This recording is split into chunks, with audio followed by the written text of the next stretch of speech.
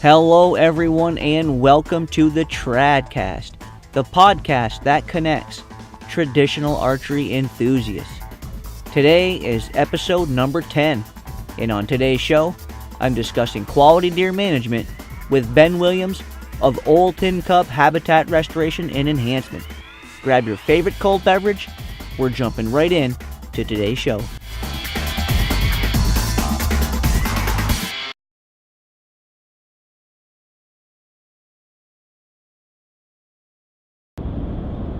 Alright everyone, welcome to this week's TradCast, the podcast that connects traditional archery enthusiasts. I've got an awesome show in store for you today. In a few moments, I'm going to be breaking over to an interview I recently did with Ben Williams of Old Tin Cup Habitat Restoration and Enhancement. Ben and I discussed all things quality deer management, and Ben exposes some great information and also exposes a few myths about QDMA. I think everybody's going to really enjoy this interview, and I know I certainly did. But before we get into the interview, I just wanted to touch on a couple of updates. First being our weather. Our weather is finally starting to take a turn for the better here in upstate New York. Today it's 20 degrees right now, and it's supposed to warm up into the low to mid 20s. The sun is shining. It's a beautiful day. I'm on my way up to my properties to check a few trail cameras. I know I've got a few trail cameras that the batteries have probably gone in now. So I want to go in there today with my snowshoes and just walk around a little bit, check my trail cameras, and see what's been going on in the woods. And another update I want to give everybody is I've been continuing to shoot my bows every day. I still have not missed one single day of shooting. Even if it's just a couple of arrows, I've shot my bows every day since mid-November last year, and I'm going to continue to shoot my bows every day. Hopefully every day. I want to shoot my bows every day. I think that's a very important thing to do. And another update is I just want to let everybody know, if this is your first time checking out the podcast, the TradCast is also now available in an audio-only version. So if you'd rather listen to the video, if you'd rather listen to the podcast, you can jump on over to Podomatic.com. Search the TradCast, we should pop up, or you can find us on iTunes. So the show is now available in an audio-only version, which I think has really been helping get the podcast to more people. So we are excited about that. And another update I had for everybody is I just want to let everybody know that we have a YouTube channel that has over 175 videos now on our YouTube channel. And if you want to see our videos, we have videos on everything from deer and turkey hunting videos to food plot tips, to trail camera tips. You know, you name it, we've probably covered it at some point in our videos. So you can jump on over to YouTube, search Vantage Point Outdoors, and our channel should pop up. So you can check out our videos on YouTube. And the last update I had for everybody is I want to start something new here with the podcast.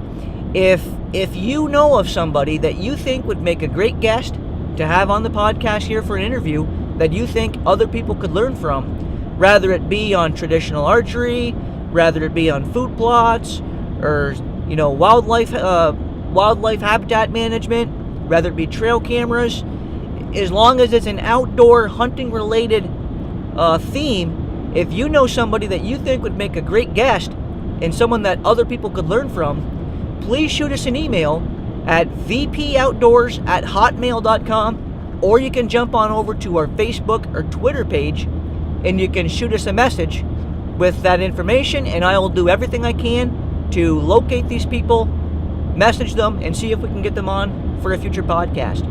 So I just wanted to put that out there for everybody.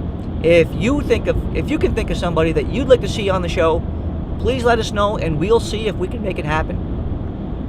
And now, without any further ado, we're going to jump into this week's interview, our QDMA discussion with Ben Williams of Old Tin Cup Habitat Restoration and Enhancement.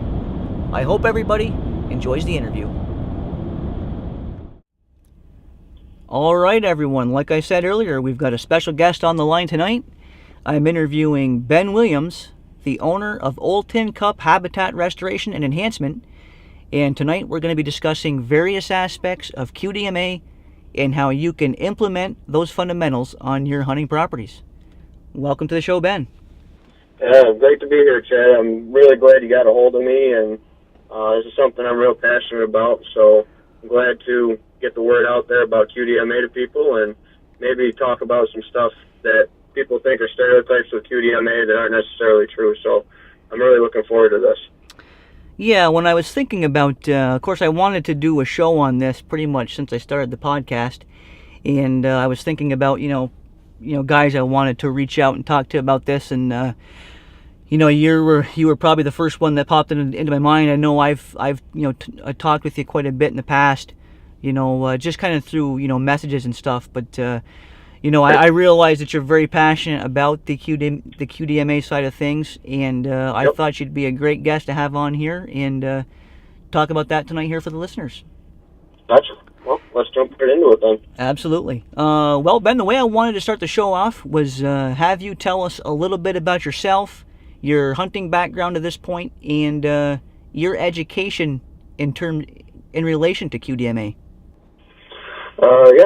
So I'm 21 years old. I grew up in Wayne County, New York. Been here my whole life, pretty much. Always grew up hunting and fishing. I was actually in the woods at 4 or 5 months old when my dad shot a deer. He dragged me and my mom out to the woods, and I don't remember much of it, but that's kind of how it all started for me. And just grew up hunting and fishing, going with them, doing everything like that. When I graduated high school, I really had a strong passion for the outdoors and realized it's something that I wanted to make a major part the rest of my life. So I went to Three Lakes Community College in Canandaigua. I received 2 applied associate's degrees, one in fisheries and wildlife technologies and the other in natural resource conservation. And then after that, started becoming pretty involved with the Greater Rochester Southern Tier Branch of QDMA. And became a level 1 and level 2 QDMA deer steward. So that's kind of how I am got to where I am right now, and working on getting my level 3, which is, I think there's only 37 level 3s in the country right now. So working toward that, and that's an accumulated award, not a classroom kind of award. So that's something that's pretty meritable. So I'm working toward that and just trying to work up the points to put in my application for it. So we'll hopefully get there in a year or two. But that's kind of where I am right now with stuff and how I got to where I am. So yeah. Very nice. I wasn't aware that there was only 37 level 3 stewards in the country. That's certainly an upper echelon of people out there. Yep. I think there's right around 240, 250 level 2s in the country right now. And they only have 2 classes a year for your level 2 deer steward, and you have to be a level 1 first. But if anybody's interested in that kind of information, you can go right on QDMA's website, the advanced education section, and you can sign up and do your level 1 online, which is how I did mine. And then when I heard that the level 2 was going to be in New York, I jumped all over it. And that's kind of how I fell into level 2, and then working into level 3 right now. Awesome. Well, I certainly wish you best of luck with getting that and moving on up the tiers. Thank you. Now, a second question I had for you, Ben. I just wanted to have you touch a little bit on some of the properties that you are currently either consulting on or actively doing QDMA on yourself. There's a couple properties. My own personal family's property, and then my grandmother's property, which I've had the fortunate enough to hunt my grandma's property my entire life, and then we bought our farm in 2007, so we've been working on that QDMA since the get-go. And how I tell people with QDMA is it doesn't matter if you own 2 acres or 200 acres or 2,000 acres even. Any bit of QDMA will help your deer herd in general, and expanding on QDMA and getting it out there, and as soon as you and your neighbors start seeing the results of that, you can really have a snowball effect for QDMA. So a lot of my clients that I had this year, I was very fortunate. My clients did very well this year, which makes me look good. So it shows that I'm doing something right and telling them to do the right things too. So that was really nice. Had a couple people down in Corning do really well with the piece of property they had. I went in and checked out a spot where they were thinking about putting a food plot in. They put a food plot in and were successful in harvesting a couple deer over that, I believe. And also, we also set it up on that property where we weren't just looking at the deer side of stuff. We were looking at all wildlife. So we designated a certain section of the woods that we didn't want to go into or do anything with. We're going to leave it for a big roost and strut zone for the turkeys. So I'm sure they're going to be chomping at the bit here with May right around the corner to get in there and chase the longbeards too in there. So that's the thing with QDMA. Not only does it benefit the deer, but 95% of the stuff or more is going to benefit all forms of wildlife. Because when you're manipulating that habitat and such, as well as doing your herd management, it's going to make the whole diverse aspect of the species index for that area just be benefited by it in general. Right. Yeah, I've also heard that from various QDMA resources before.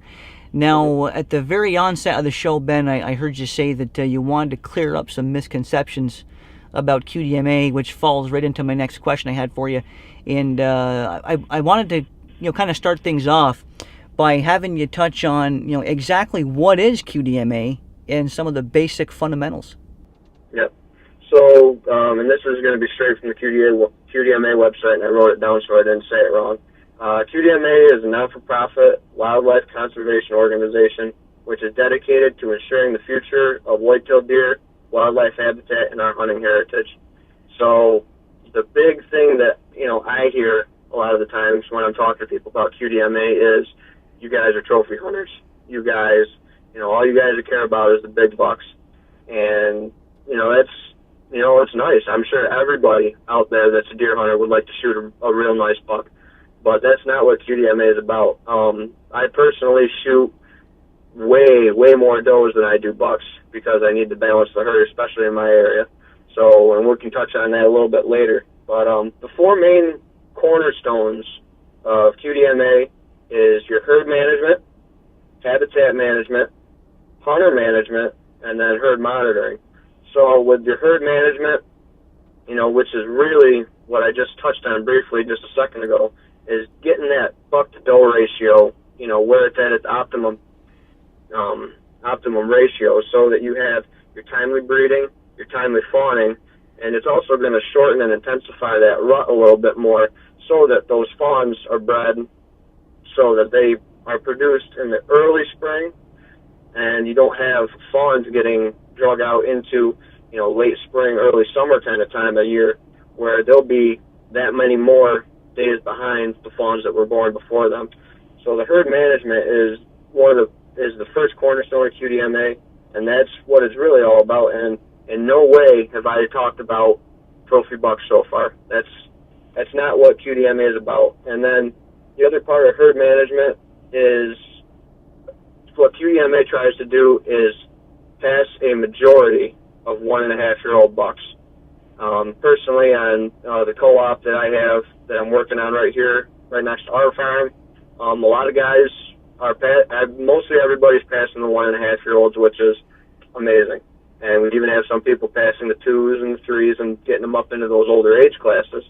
But if you take the 1.5-year-old bucks and you're not taking 60-80% of that population of that age class of deer, you're really pushing that many more down the road, and which is where it's going to benefit the herd, even out that, so you have a dynamic ratio of the ages of the bucks, which can also lead to more competition for breeding, and you're going to see a lot more chasing and a lot more rutting activity, rubs, scrapes, etc., because there's going to be that much more competition between the different age classes of those bucks.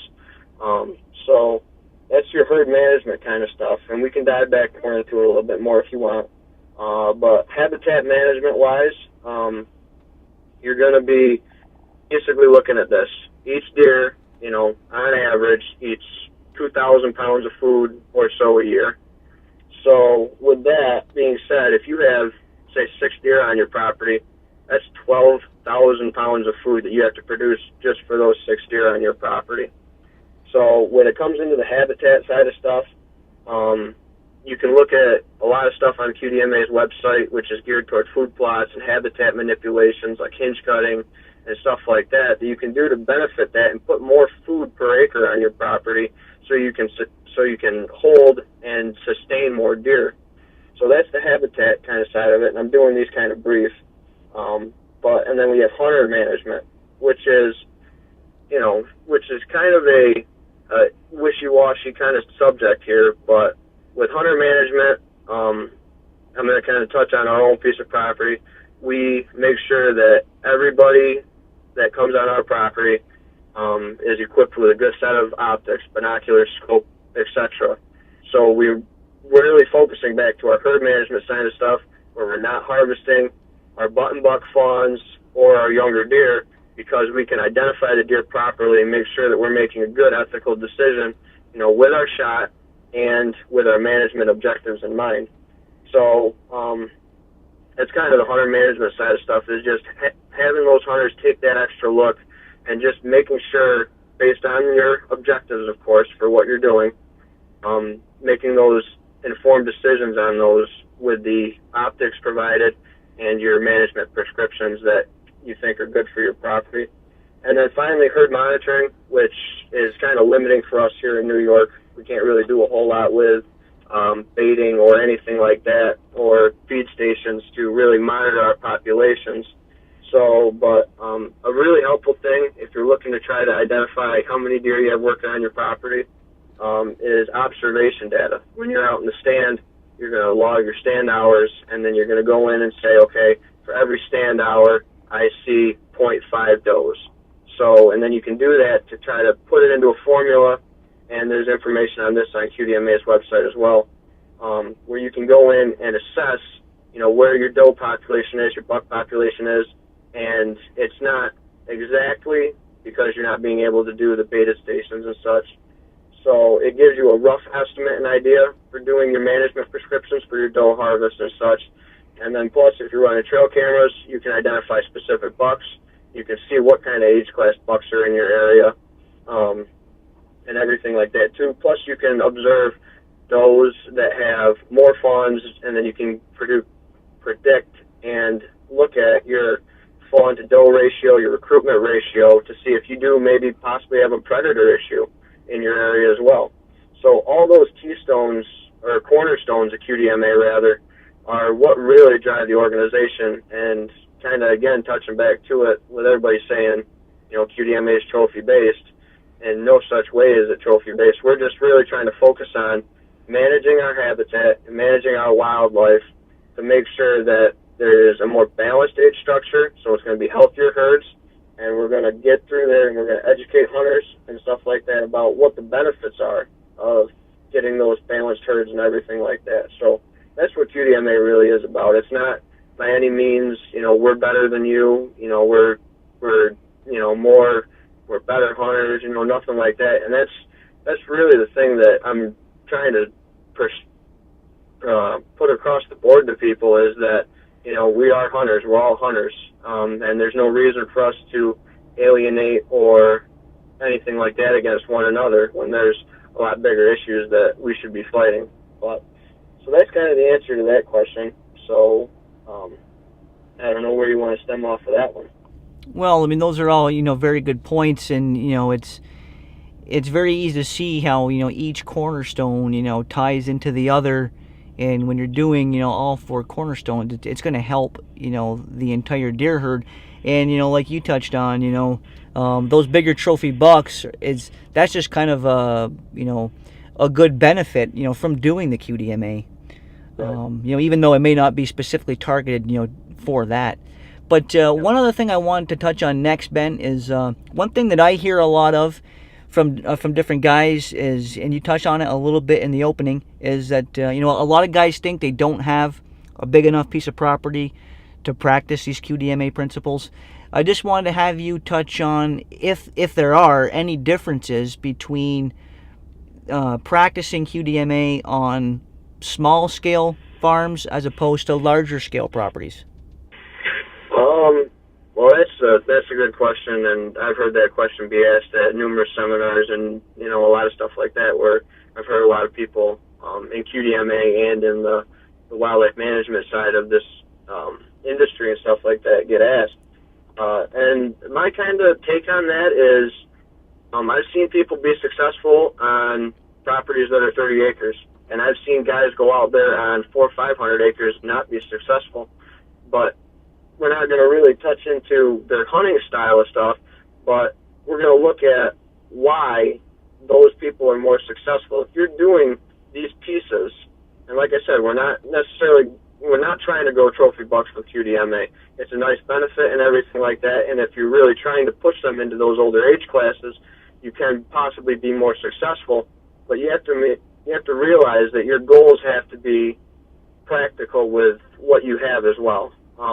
Like I said, QDMA is not trophy-based. That's not what we're doing. We're trying to get a more balanced age structure, a more balanced sex ratio for a healthier herd in your area. So if you have, 30 acres or so or less, you have to be realistic with your goals. Are you going to be able to, shoot a 3.5-year-old deer on that property every year? You could do that.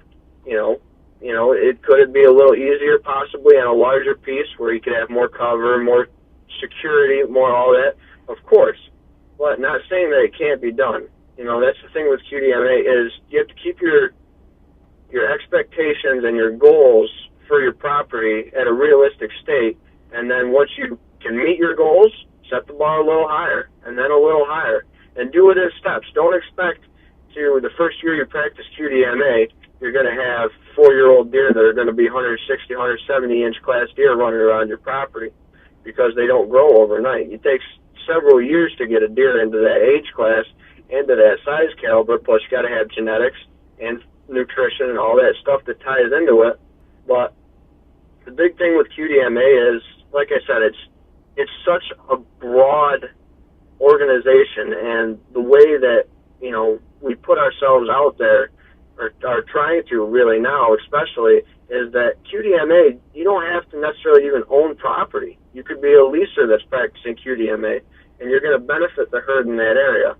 So, and if you are working with a smaller piece of property, and I believe this is a question that was going to be brought up later, but we'll tie into it now a little bit, is co-ops. Co-ops turn a 30-acre chunk of property, a 50-acre chunk of property, and a 20-acre chunk of property real quickly into 100 acres of a managed zone real quick.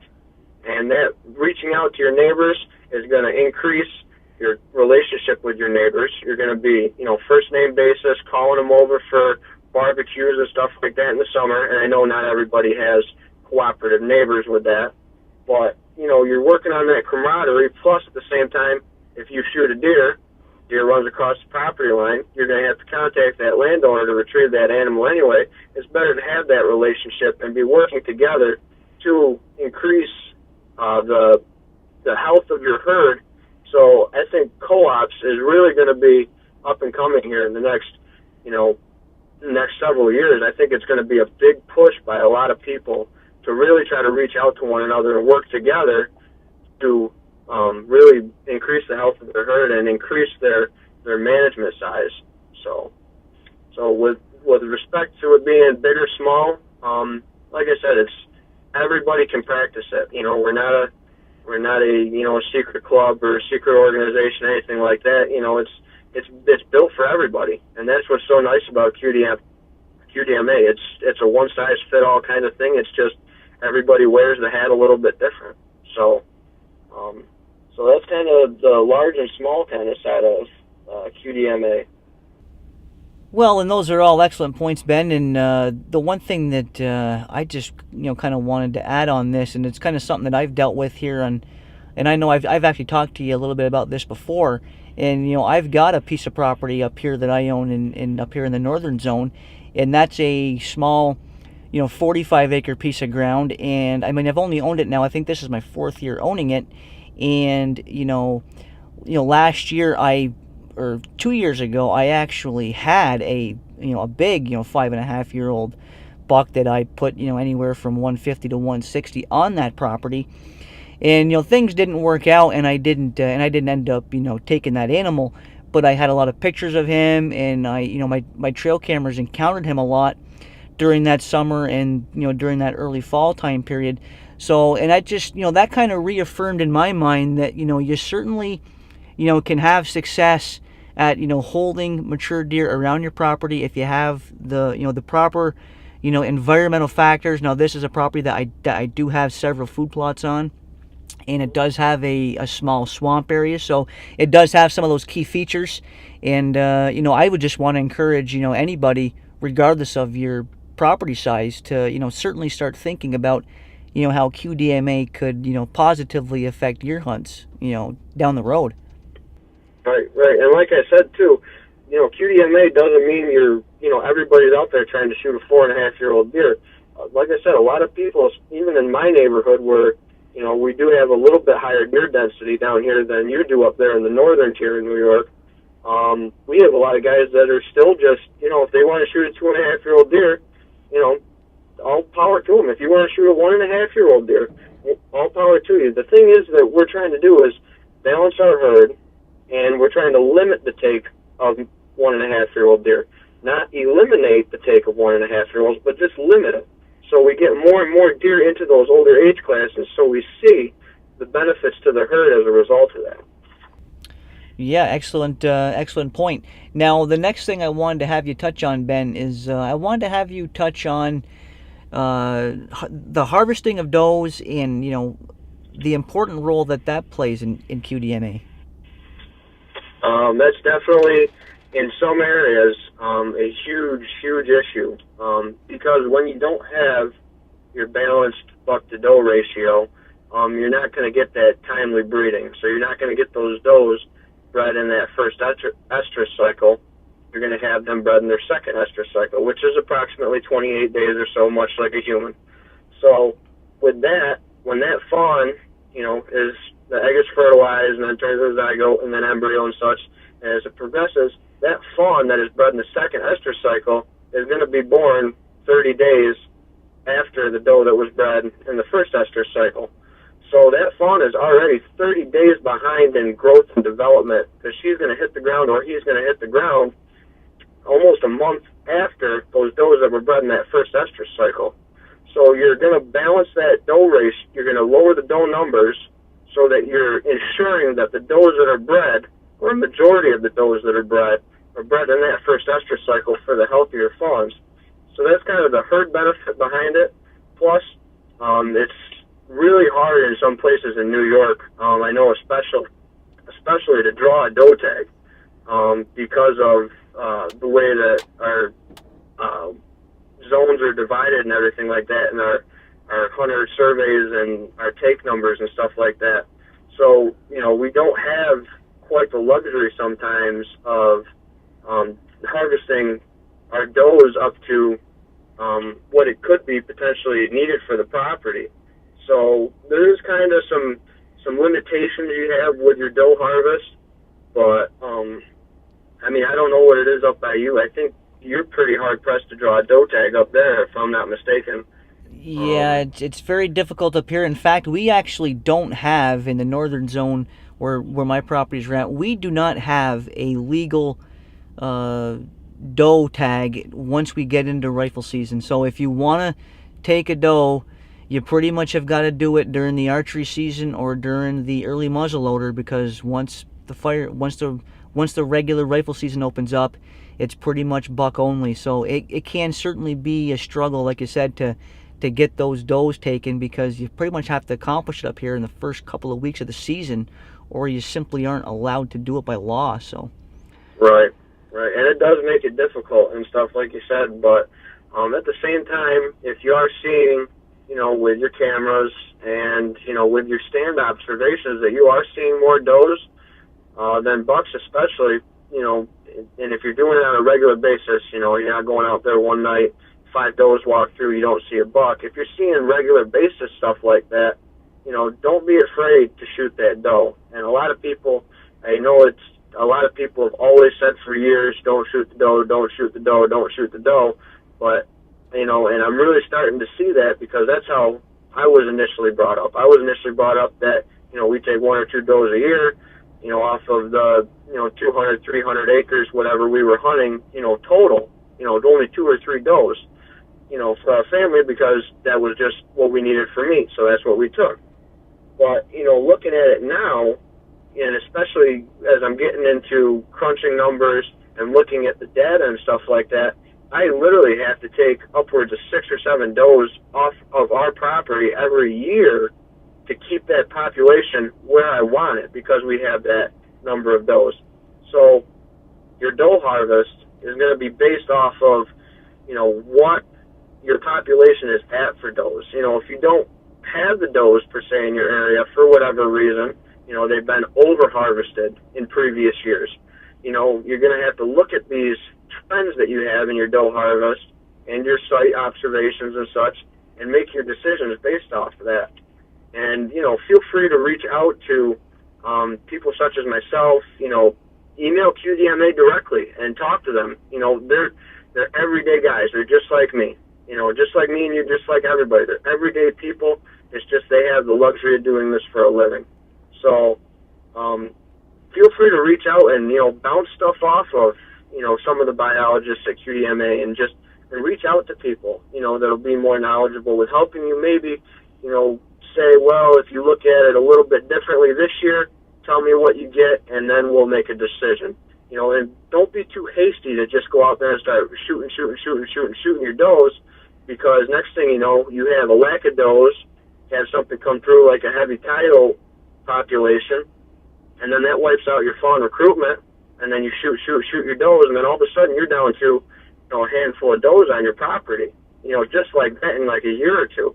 So you have to, monitor it closely, and don't be afraid to shoot, but at the same time, don't overshoot. So don't overshoot a goal, set a manageable, reasonable goal, and then target that goal, to get that buck to doe ratio down around, between like a 1 to 1.5 buck to doe ratio to a 1 to 2 buck to doe ratio.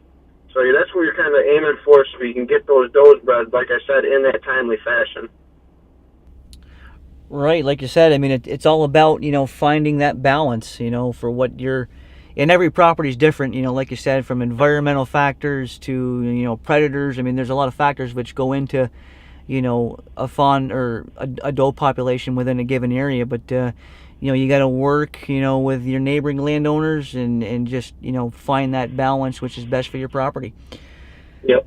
Now, Ben, I know you touched on it a little bit earlier, but I wanted to have you kind of dive into a little bit more detail in terms of, is there any, timetables where, a person could expect to see results, after, trying to implement, some of these fundamentals on their property?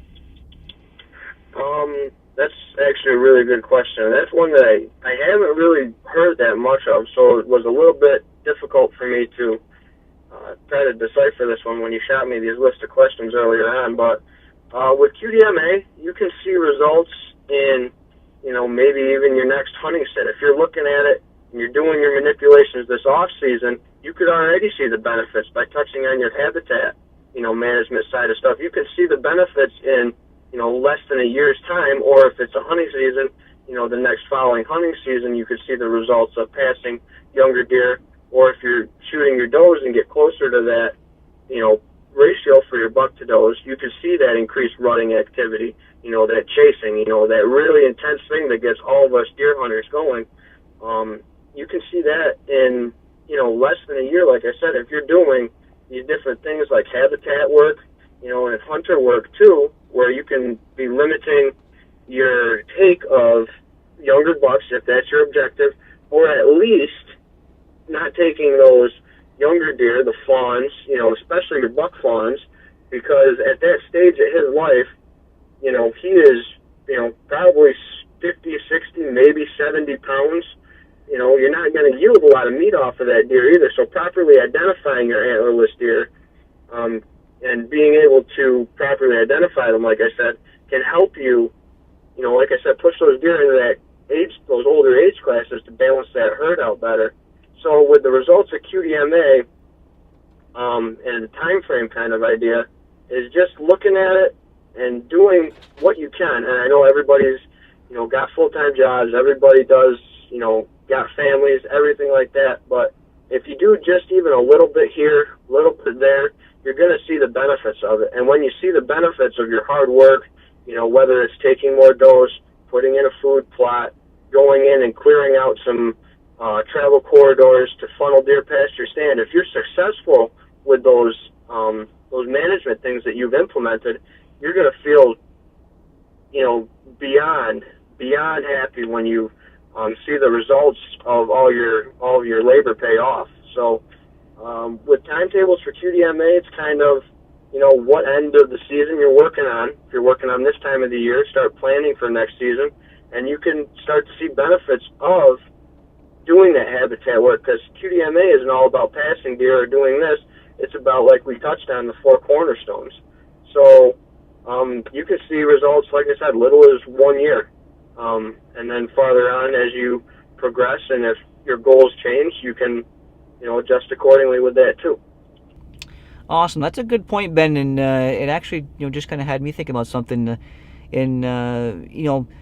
Like you said, I mean, even seeing the results of simply seeing more deer taking a travel corridor that maybe you helped clear out can certainly kind of give you that extra shot of motivation to continue doing more projects. And I've actually kind of experienced, success on that end on my own properties, and it certainly does kind of fuel that fire to keep, thinking, what can I do next, to be even more successful.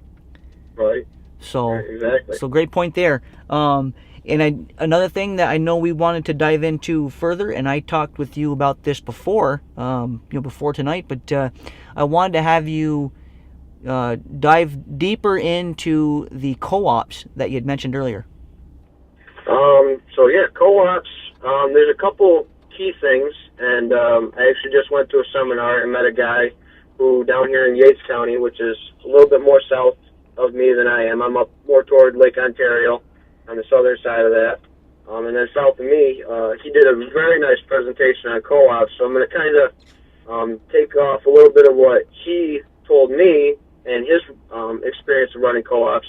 He manages between I believe it's 4 co-ops. I believe they have 20,000 just almost 21,000 acres in QDMA co-op down there in Yates County. So, I mean, they're dealing with large numbers of property owners. I believe they're almost at like 800, 900 members or so in those co-ops. So it's a lot of people all on the same mindset. And when you start saying that you're working with 20,000 acres of QDMA property, you can really make some amazing things happen, with your herd ratios and everything like that. So, the thing with starting a co-op, if you're thinking about it, you set your basic level of goals or whatever that you think, you should put to the group of people when you get them together. So come up with your rough idea of goals, and then what you're going to do is how I did it, is identify the owners, whether you go down to your local county office and pull up the tax maps and do it that way or whatnot, or go door knocking and figure out who owns what. And then what I did was I went door to door with, a letter for information telling them when we're going to meet and when we're going to talk and what we're going to be kind of talking about, and what we want to kind of try to accomplish and stuff like that. But that personal knocking on the doors is where you're going to make your most miles with the co-op. So that's really where we are trying to really stress to a lot of people that may be trying to start co-ops, is don't be afraid to go up and knock on a door and talk to somebody about it. And, and then if you do have a meeting, reach out to somebody that is a QDMA member and see if they will come in and speak on behalf of QDMA. That way you're not the one up there preaching, trying to preach, when somebody could say, well, that's just my neighbor, he doesn't really know anything. Bring in, somebody of an educated background to come in and talk to you or talk to your group about, the benefits of QDMA, and, then we can kind of discuss, goals and management objectives and stuff like that accordingly once you get to your meeting. And when you get to your meeting, we have like venison sausage, venison chili, soda, beer for the older individuals and stuff like that. So don't be afraid to, set a table because you're going to get a lot of people that are kind of hesitant about coming. They're going to say, wow, they got free food, they got free beer. We're going to go there and at least check it out. And you're getting them in the door, and they're listening to the information at least. So, like I said, make a plan. Go out and talk to your landowners, and then set the stage in there with your food, and talk like that, and tell people, bring sheds, bring mounts, bring pictures, trail cam pictures, harvest pictures, anything like that, stuff that's going to bring people there and keep people talking together and realize that working together, you can get a lot accomplished. You can really have a lot of fun with this, So that's kind of the easy, kind of basic stuff for co-ops. And then, like I said, we're going to touch back on it with QDMA, is keep your expectations realistic. Just because you're working with a couple hundred acres now doesn't mean that everybody's going to be able to shoot a big buck. One or two people might be fortunate enough to harvest a deer of an older age class caliber, but at the same time, keep stuff realistic and, take small steps. Don't just take a huge step and then fall right down, because you're going to discourage yourself. So set realistic goals and expectations. That's critical. And then also expect everybody to be at different levels of commitment, dedication, whatever you want to call it. Some people might not want to let all 1.5-year-olds go, which, I deal with some of that with the people that are in our co-op area. Some people in our co-op area don't want to harvest does at all, even though we have a very, very large doe population down here where we are. So don't alienate anybody that has a different view. Like I said, and like I've touched on already with QDMA in general, is just because they don't hunt the same way you do or want to manage the same way you do doesn't mean you should, discourage them from hunting that way. The big thing with QDMA is putting the information out there and then letting people make their choices about QDMA based off the information you've given them. So that's kind of the big thing with co-ops. And also, this is one big key thing that the gentleman, his name is John Hammer, told me, was make sure you don't have a co-op police force, if you will. Somebody going around saying, oh, you shot a 1.5-year-old buck, shame on you, blah, blah, blah. Don't make it about that. If they want to shoot that deer, shake their hand, high five them, take the picture for them with the deer. It's all about hunting. That's why we're all bonded by this unique thing of hunting. We're all hunters, so we shouldn't alienate, and I keep saying that word, alienate or discourage anybody from hunting the way they want to hunt. So that's the big thing with co-ops. Expect a difference in people's mindsets, because no two properties are the same, no two hunters are the same.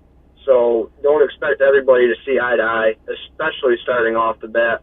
If you get more people that want to take more steps and get up to, some of the upper levels of passing some of the older age classes of bucks, 2 and 3-year-olds and such, and getting them older, that's great. But don't expect everybody to just be like, okay, it's QDMA, we're going to shoot 4-year-olds, and we're going to shoot does, blah, blah, blah. Expect there to be differences, and don't be discouraged when stuff doesn't work out. Stick with it. It's going to pay off in the end. Trust me. Yeah, some great tips there, Ben. I certainly agree that, at the end of the day, we're all hunters. We all need to stick together. And like you said, the more you stick together within that co-op, the more progress you're likely to make with it. So, certainly some great tips there. Now, Ben, I also wanted to have you touch on a little bit for the listeners. If you could just kind of share, some of the successes that you've seen on the QDMA side of things with the properties that you've worked with and down there where you're at.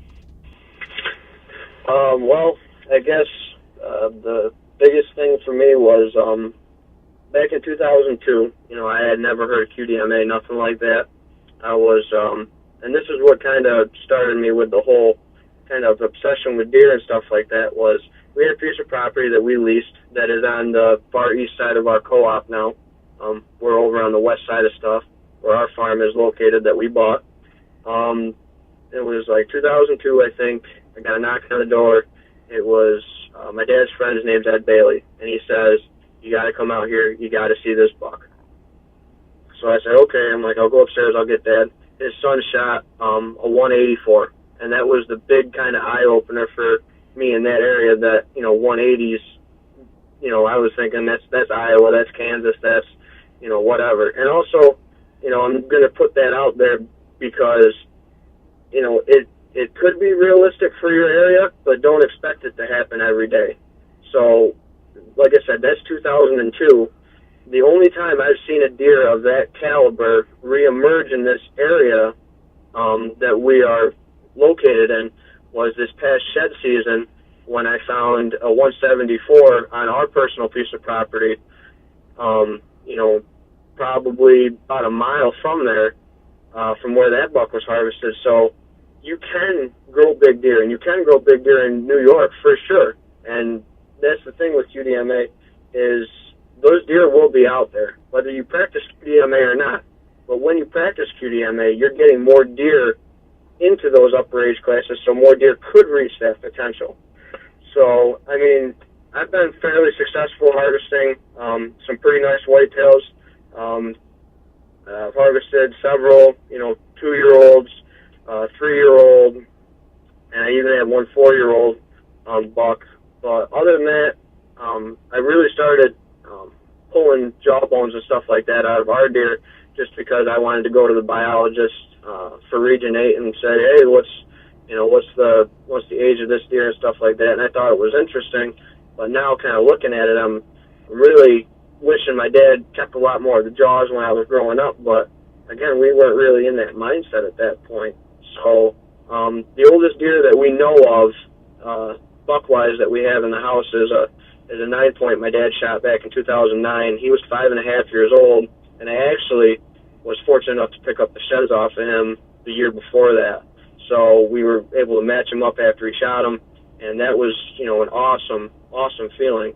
And then with QDMA in regards to co-ops, I've had deer on our side, the west side of our co-op, and then, like I said, about a mile away or so, on the east side of the co-op, we've had people get pictures of the same buck, and then he shot completely, 2 miles south of there. So you're able to put together, kind of the trail of where these deer travel and stuff like that, and working together with your co-op and such, and seeing the results of that, and seeing that, even if you got 2,000 acres in co-op, which is right around where we are, 2,000, 2,200, something like that, you're going to have deer come on and off. Deer go off your co-op, on your co-op, off yours, on your neighbors, and so on. So the big thing for me that I enjoy, and it's going to be different for everybody, but the big thing I enjoy is having somebody shoot a very nice buck, a 2, 3, even a 1-year-old. If somebody takes that deer and enjoys that deer, and then you say, well, I got trail cam pictures of them, and then my neighbor, Tommy calls me up and says, I got pictures of that deer. And you can put together a story with that and share together that when you get deer into those older age classes, 2, 3, 4, and we had a 5-year-old buck that was harvested on our co-op this year, when you get them to that age, you have multiple years of history with that, and you have such more fulfillment and enjoyment out of that experience because you work together with your neighbors. And like I said, co-ops are getting big, and I'm really, really trying to push them a lot for people because, working together, you can achieve stuff that, like you said, people with small properties might not be able to achieve. When you work together, you can achieve greater things. So, we've taken numerous 3-year-olds, 4-year-olds, and, we have that one 5-year-old that we know of from our co-op. So, and that's only been recently. Our co-op was, I think we started up, the first meeting was, I think in July or August, we did our first meeting. And like I said, don't expect, big turnouts, don't expect stuff like that, but at the same time, be willing to work together because you're only going to benefit each other with working together. You're not going to hurt yourselves in doing it. So that's kind of my experience with QDMA, especially in our neighborhood. And we are seeing a lot better deer, and we are seeing a lot more older age class bucks as a result of that. Doesn't mean we can kill them, but it means that they're there.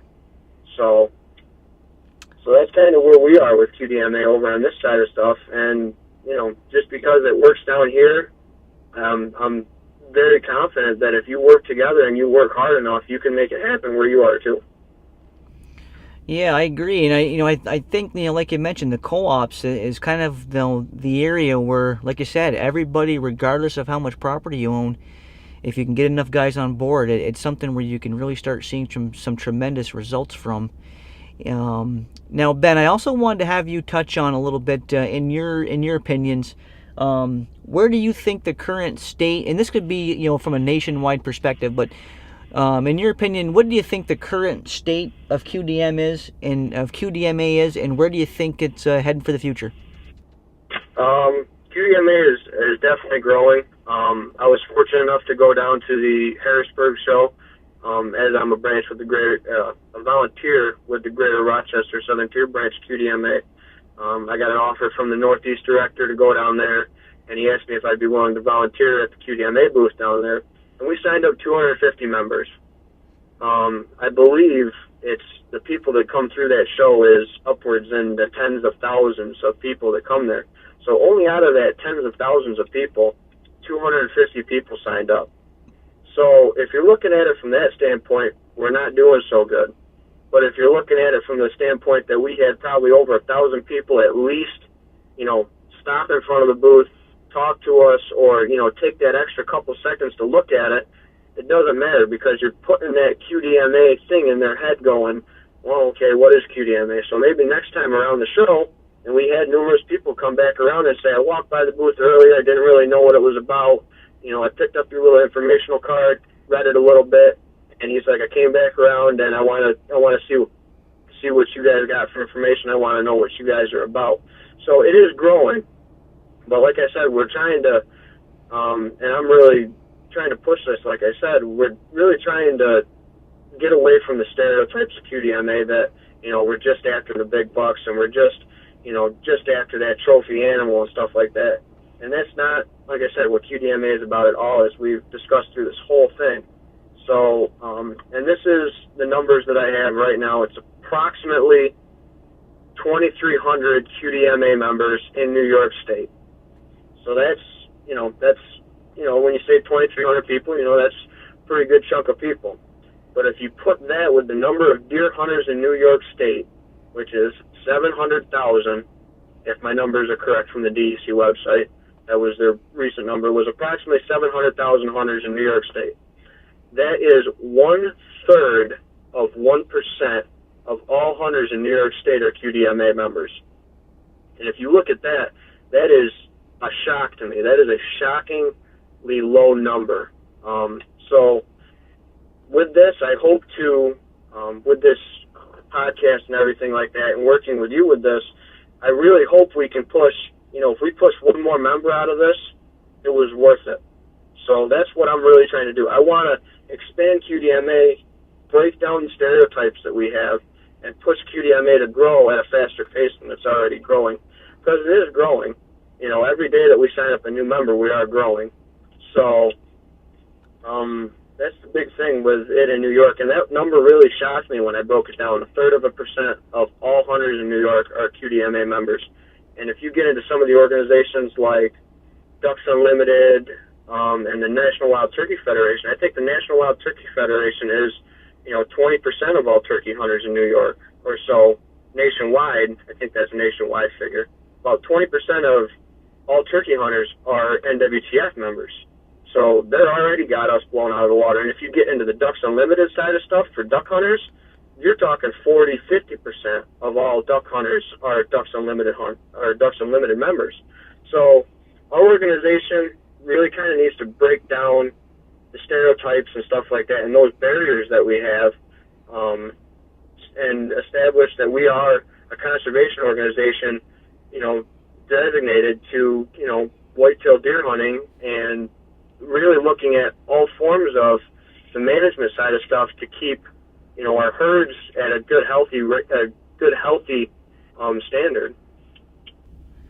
Yeah, I would have thought that number was higher than what I didn't know what the number was until you just said it, and I would have thought it would have been a higher percentage than that.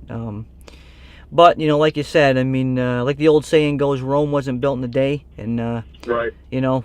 every little bit helps for sure. Mm-hmm. Now, Ben, what I wanted to do next is, I just kind of wanted to throw a hypothetical situation at you. If I'm the property owner out there and I have a relatively small property, say, anywhere from 50 to 100 acres, what, in your opinion, what is the number one thing from a QDMA perspective that I can do on my property to increase the effects of QDMA on that property? That's a really good question. And being a property manager, that's something that I have to really look at, on a site-to-site basis a lot. So when you're dealing with a property, any property of any size, you're going to look at what your property has in comparison to your neighbors. And you're going to see, if your neighbor's got a lot of cover, you're going to have to put more cover in to compete with that. Or if there's no high-quality food in your area, you can look into putting in a food plot.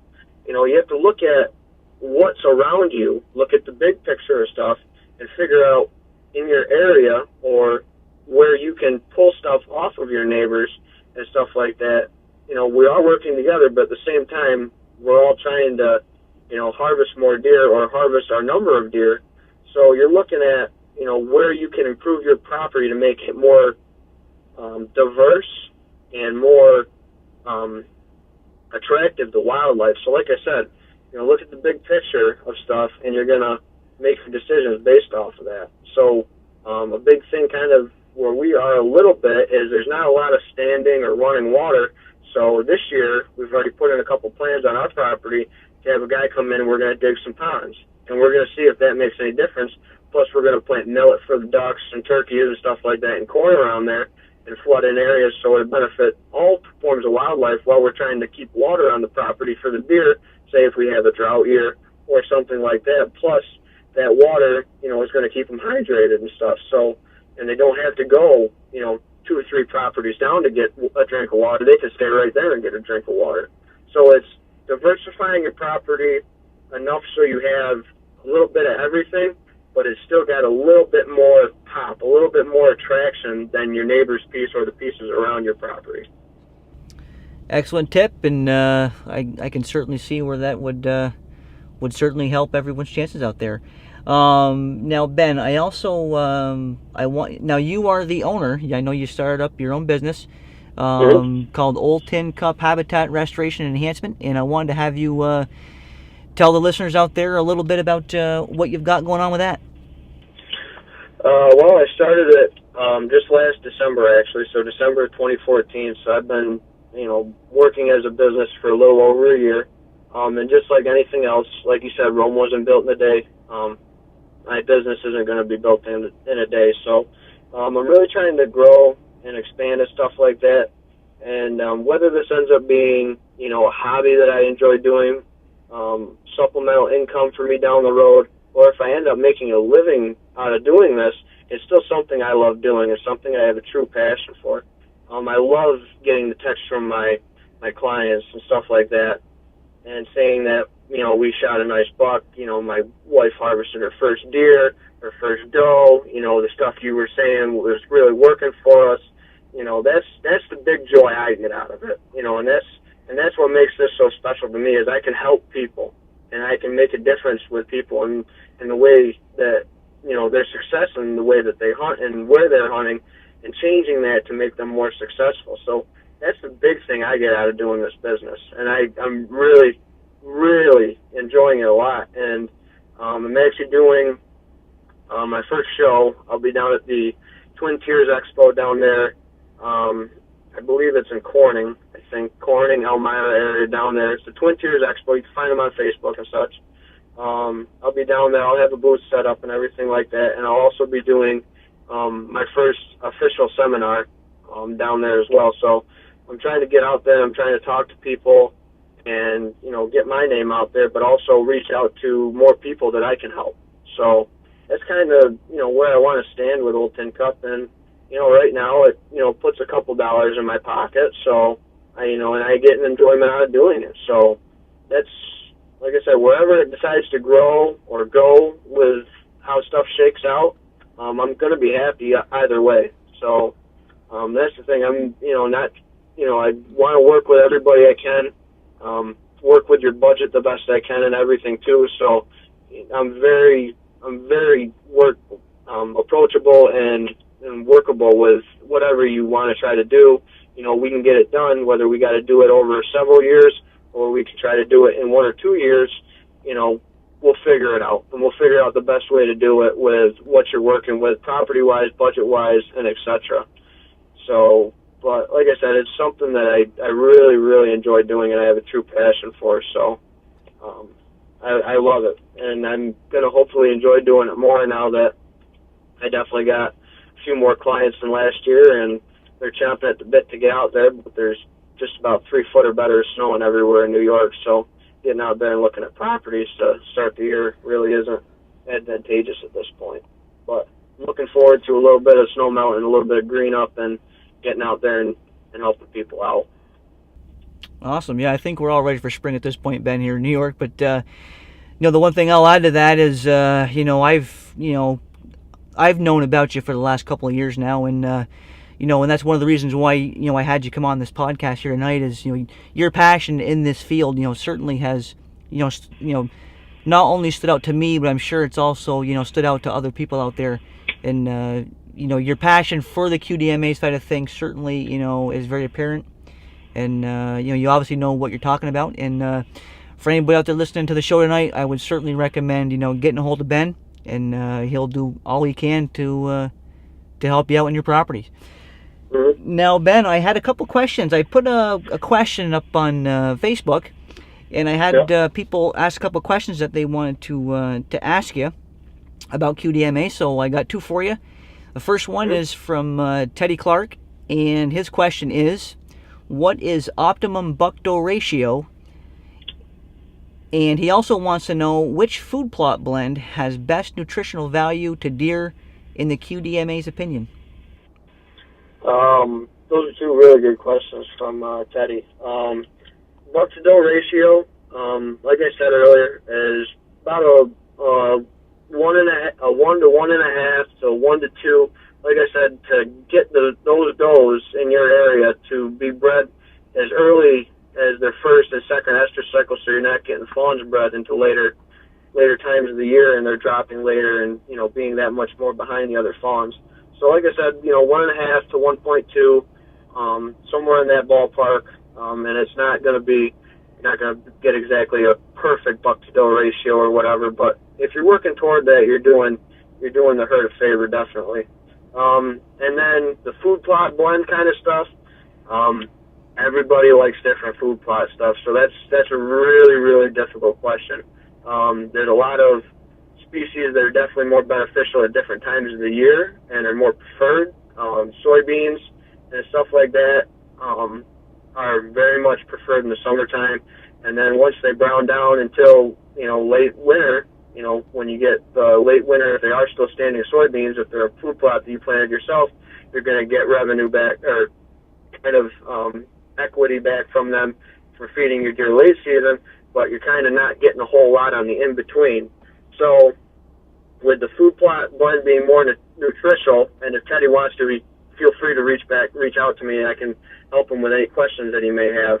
But I'm more for not doing monoculture style plantings where it's just dominated by one species, but spreading it out so you got food on the buffet line that you're putting out for the deer going through the summer, through the winter, and everything like that. So you're feeding them, encompassing them with high quality forage in your food plots on a more broad space than just monocultures where it's going to benefit here, benefit there.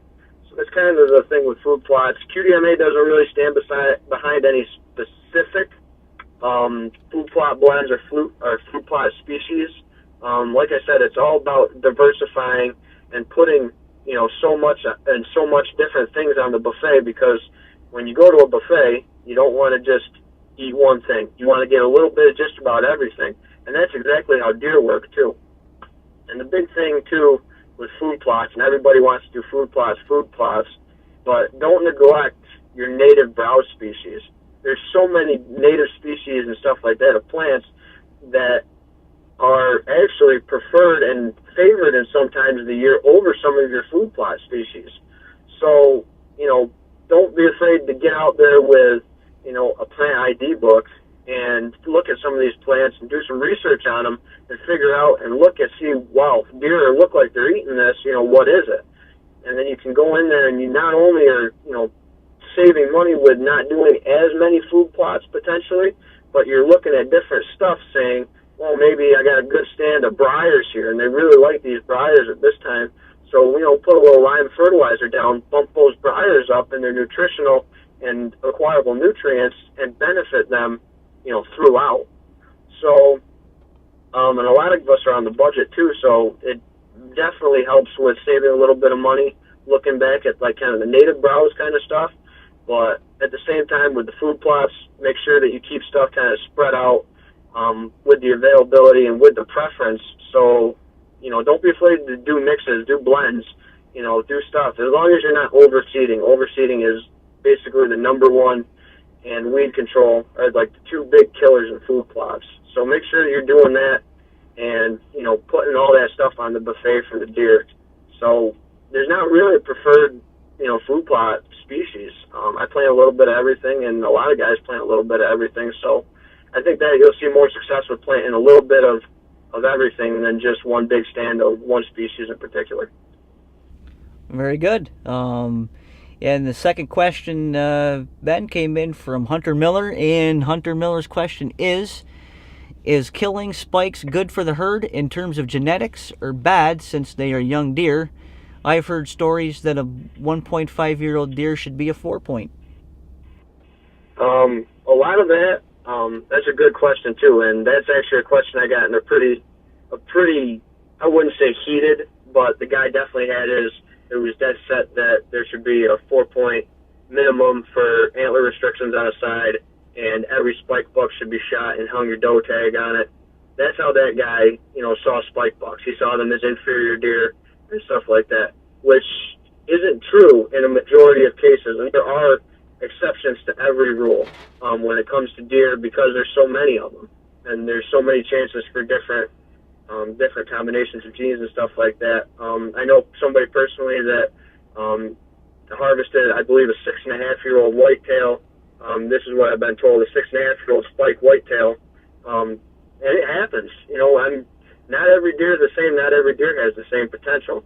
But when you're looking at your spike bucks, usually that's that fawn that we were talking about earlier that came out of that second or third estrus cycle. So that fawn, didn't have the time to put on the body mass he needed to put on before that first year, so he couldn't put his extra nutrients and extra calorie intakes into his antler production. So that's why he, most of the time, like I said, is throwing that smaller, quote, inferior rack or whatever his wording was on that, or not normal rack, whatever, is too mostly because he is a younger deer. So, and deer don't reach their full potential till they're 4, 5, 6, 7 years old, antler potential wise or body size wise, until they are in those older age classes. So until you get a deer into those older age classes, you don't really know what they're going to be. I personally, and this is a personal thing like this, personal story kind of idea, we had a spike buck that was running around in the village. My dad's the animal control officer, so he responded on the call, got the deer, and then took it to a local deer farm where the guy harvests deer urine. So he took the spike buck there, and spike buck, and like everybody said, spike buck, that's not a good deer, not going to have good genetics. That turned into not only one of his best urine-producing deer, but he ended up, and this is, on a deer farm and stuff like that, where he's got regulated feed and everything like that. But at 3 years old, I believe that deer topped out at about 180 inches. And that's with, normal New York genetics. That's not, flown-in genetics. That's not, semen that costs $4,000 or $5,000 a vial for the semen of a big 300 class whitetail. That's just normal, everyday New York deer that was a spike buck that, he did have, like I said, regulated feeding and stuff, but he put on, at 3 years old, about 170, 180 inches of antler. So if you let him get to those older age classes, you're going to see that potential. And, and then we'll touch back on that 5.5-year-old that was shot on our co-op. He was 5.5 years old, but he only had about 130 inches of antler on his head. And then we've had deer that were, 4 years old, having 170 inches of antler on their head. So every deer is going to be different. And don't just look at a deer when he's young and say that he can never make anything, because you don't know until he reaches that age of maturity where his body's fully developed and he's really putting all of his maximum extra energy and his surplus energy into those antlers. So that's my thing with spike bucks. Like I said, and like you said, somebody has always heard or has heard somebody say, once a spike, always a spike. And it can be true, but in a majority of cases it's not. It's a younger deer, and I would say let that deer get the potential. Or if you want to shoot him and he makes you happy, you feel free to harvest that deer. I'm not trying to tell anybody to not shoot a deer. Shoot what makes you happy. But yeah, once a spike, always a spike. Definitely a majority of the time not true. And so usually, like I said, it's a younger deer. Very good. I appreciate those answers, Ben. Now we are up on time, but before I let you go, I just wanted to have you tell the listeners where can they go to learn more about Old Tin Cup habitat restoration and enhancement. You can check out my Facebook page, Old Tin Cup Habitat Restoration and Enhancement. You can also call me anytime. My personal cell phone number is 315-879-7802, and I'll help you with any questions. We can set up a visit to your property, anything like that. Feel free to contact me, text me, whatnot, through the Facebook page, through my phone. And then I also have an email, otc.management@yahoo.com. And like I said, shoot me a text, shoot me an email, message me on Facebook, anything like that. Try to get a hold of me.